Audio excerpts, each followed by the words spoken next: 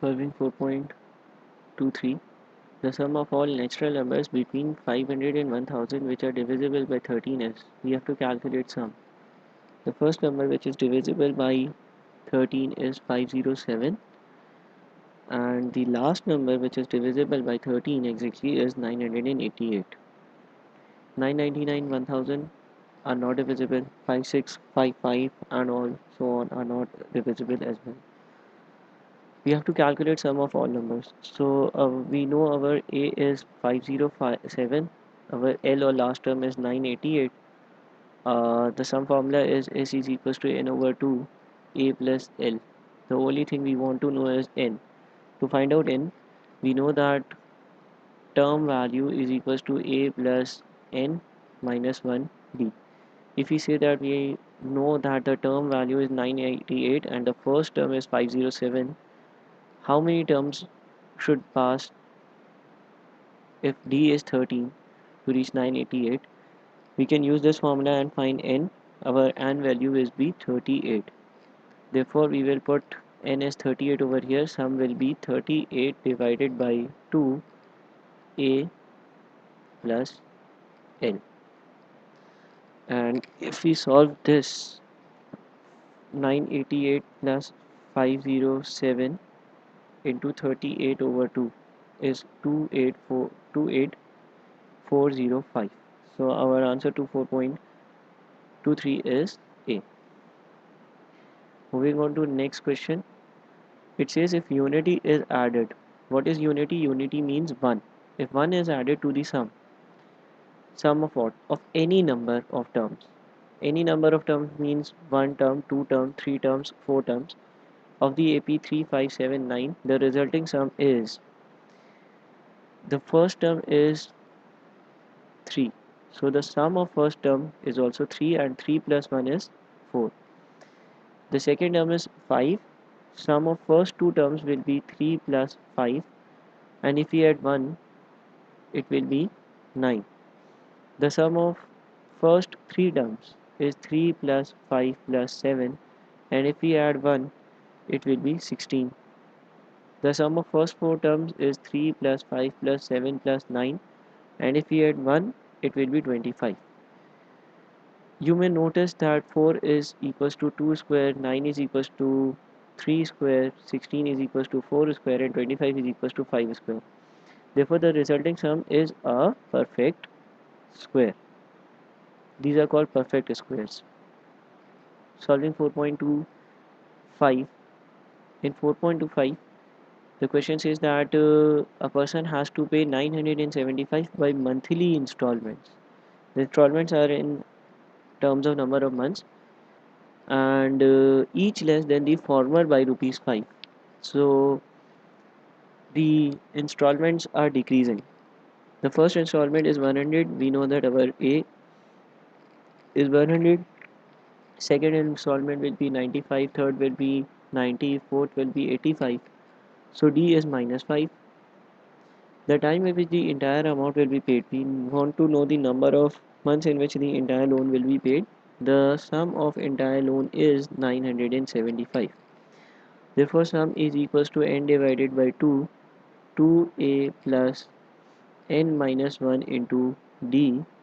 Sum of 975 is equals to n divided by 2, 2 into a, or 2 into 100 plus n minus 1 into minus 5, which is our d. 975 multiplied by 2. 975 into 2 will be 1950 is equals to n. In bracket we have 200 minus 5n minus minus plus 5. So this is 1950 is equals to 200, sorry, n, and we can say that 200 plus 5 is 205 minus 5n square. Now this will be 1950 is equals to 205n minus 5n square. Sorry, there will be no square over here. This is our equation in terms of n. We only have one unknown to compute the value, and if we wish to compute its value, we can firstly divide all terms by 5 to simplify things. 1950 divided by 5 will give us 390. 390. 205 divided by 5 will give us 41. N minus n square. This will be n square minus 41n plus 390 is equals to 0. This is our equation. Solving equations was discussed in chapter 3 videos. Hopefully you all know how to solve it. N will be either 26 or 15, and we will select our answer as 15. So 4.25's answer is B, which is 15. Okay, moving on to 4.26. 4.26 says that at 10% compound interest. Now, this question must be done after you have completed your chapter number 5 and 6. However, if you know what is a compound and simple interest, you can attempt it right now as well. It says that at 10% compound interest per annum, a sum of money accumulates to 9625 in 5 years. The sum invested initially is how much was invested initially. Uh, this question can be solved by two formulas, either the compound interest formula, or it can also be solved by the progressions, geometric and arithmetic progression formula. When you will study chapter 6, you will solve this question by S is equals to P 1 plus I power n. So if I firstly use this formula, which is more relevant over here, we will be required to find the value of P, and this will be 1 plus 10% power 5 is equals to 9625. Now 1.1 power 5 is 1.61051, and 9625 divided by this will be 5976. P will be 5976.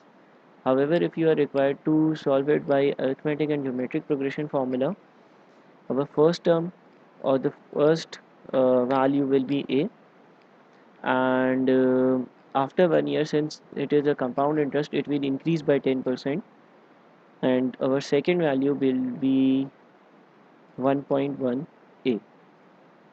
After that, our third value will be 1.1 A plus 10% of 1.1 A, which will be 1. uh, if you multiply both of them together, it will be 1.1 square A. Okay, so we can say that our first term is A, our second term is 1.1 A, our third term is 1.1 square A, and therefore our common ratio will be 1.1 A over A, which is 1.1, second term divided by first term. Now we have to find the sixth term, because we have 9625 as our sixth term. We deposited something at year 0 and we want to know the value of it after 5 years. So after 5 years, this is after 1 year, this is after 2 years, after 3 year, after 4th year, after 5th year.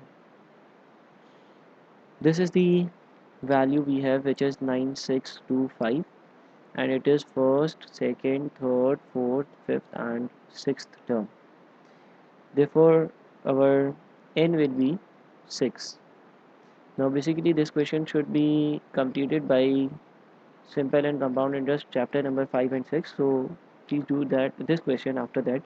But if you have found that your sixth term is 9625, our equation will be using Tn is equals to a r power n minus 1. 9625 is equals to a, 1.1 is our r, power 6 minus 1. So if you solve this will come out to be 5976 as well.